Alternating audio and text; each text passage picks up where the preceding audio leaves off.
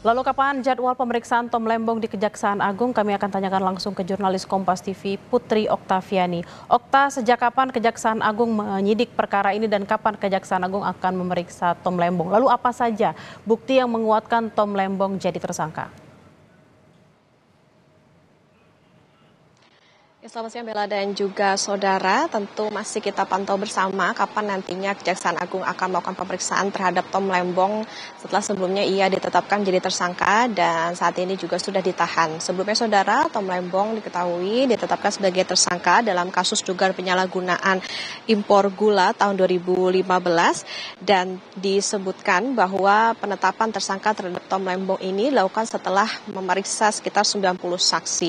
Tom Lembong diketahui sudah diperiksa sebanyak 3 kali sebelum akhirnya ia ditetapkan sebagai tersangka. Nah, Tom Lembong ini juga dijerat bersama dengan Charles Sitorus atau CS, Direktur Pengembangan Bisnis PT Perusahaan Perdagangan Indonesia tahun 2015-2016.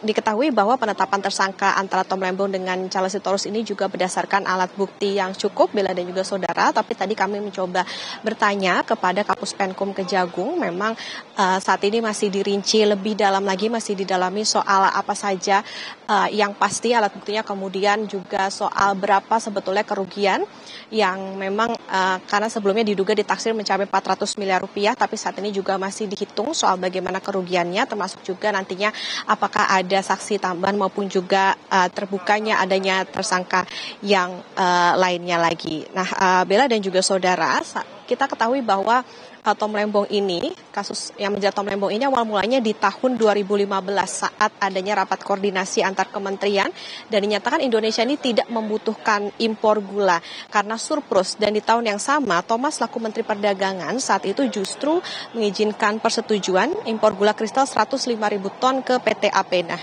gula kristal itulah yang nantinya akan diolah menjadi gula kristal putih.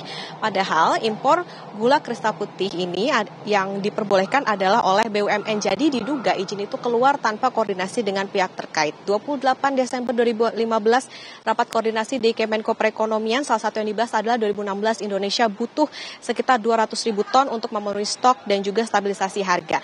Nah, saat itu Charles Sitorus atau CS di November sampai Desember 2015 selaku Direktur Pengembangan Bisnis PT PPI memerintahkan stafnya inisial P untuk bertemu 8 perusahaan swasta.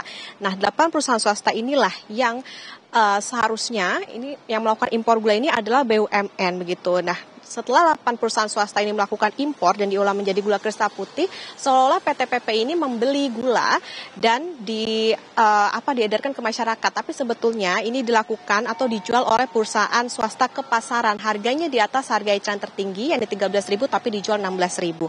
Nah, dari praktek tersebut diduga PT PPI mendapatkan fee sebesar Rp105 per kilogram dan kerugian keuangan negara diduga mencapai Rp400 miliar. Nah, saat ini penghimpunan alat bukti juga masih terus dilakukan, Bella dan juga saudara, termasuk juga tadi Kapus Penkum Kejagung mengatakan bahwa pendalaman ataupun penyidikan juga masih dilakukan sehingga nantinya tidak menutup kemungkinan adanya saksi yang juga akan diperiksa maupun juga adanya tersangka baru begitu. Jadi kita akan nantikan bersama, Bella. Baik, terima kasih atas informasinya Putri Oktaviani langsung dari Kejaksaan Agung Jakarta. Selamat bertugas kembali.